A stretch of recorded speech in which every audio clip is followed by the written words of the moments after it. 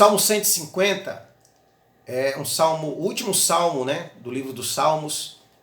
São apenas 6 versículos, mas que termina por 12 vezes. Um salmo de apenas 6 versículos que termina por 12 vezes Deus dizendo: tudo que tem fôlego, louve ao Senhor. Nós observamos ali primeiro, é Deus reivindicando aquilo que é dele, o louvor, né? Louvar ao Senhor.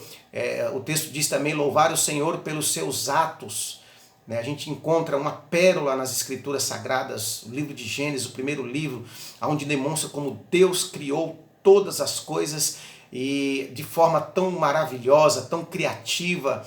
E o texto do Salmo está dizendo que Deus, ele quer aquilo que é dele, ele reivindica aquilo que é dele, que é a criação. Nós devemos louvar ao Senhor pela sua criação, pelos seus atos na criação. Existem 3 tipos de pessoas. Existem aqueles que pegam esse ato tão nobre, tão extraordinário de Deus da criação e atribui a outras pessoas, a ídolos. Eu quero dizer para você que quem domina, quem governa a chuva, os céus, a terra, o mar, é o Senhor, é Deus que governa tudo isso. Então a gente não pode pegar e atribuir a homens.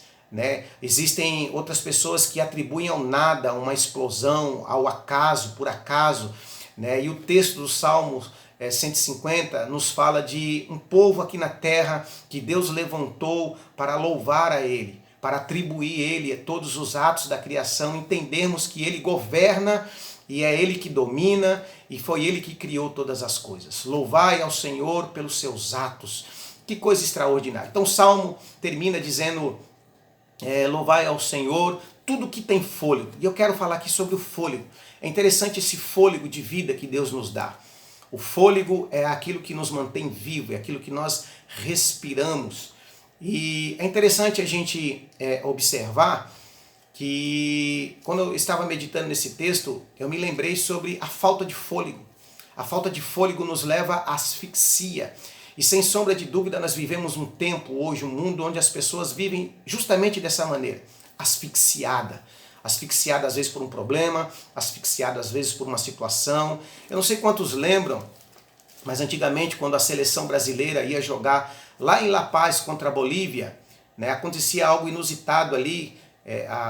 Essa cidade da Bolívia fica muito acima do nível do mar e faltava oxigênio lá. E a seleção brasileira, apesar de ter um futebol muito superior à da Bolívia, eles iam jogar ali, tinham muita dificuldade, empatavam com a Bolívia, às vezes até perdiam, ganhavam de pouco, e no intervalo era costumeiro a gente ver os médicos da seleção brasileira levando oxigênio para os jogadores da seleção brasileira, para que então eles pudessem respirar novamente.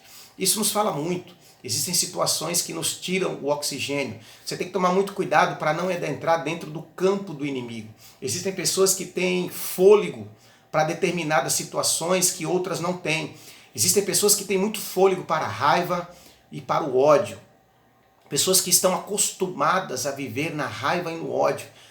Pessoas que enchem o pulmão todos os dias de raiva e de ódio.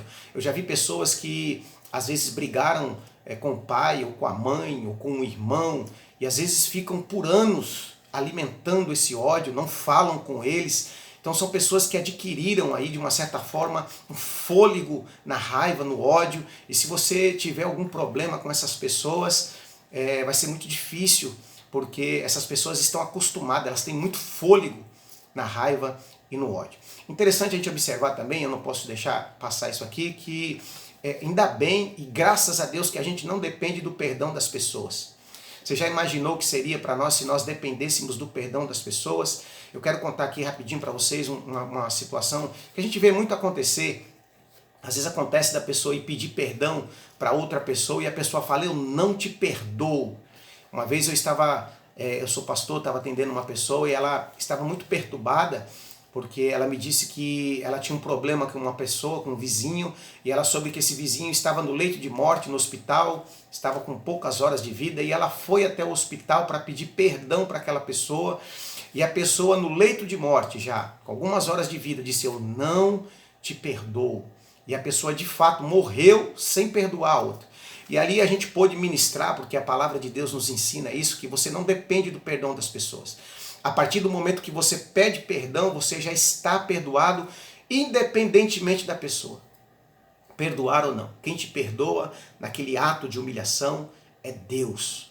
E a pessoa ali, então, quando eu ministrei isso sobre a vida da pessoa, a pessoa pôde respirar novamente. É impressionante como pôde sair um peso daquela pessoa.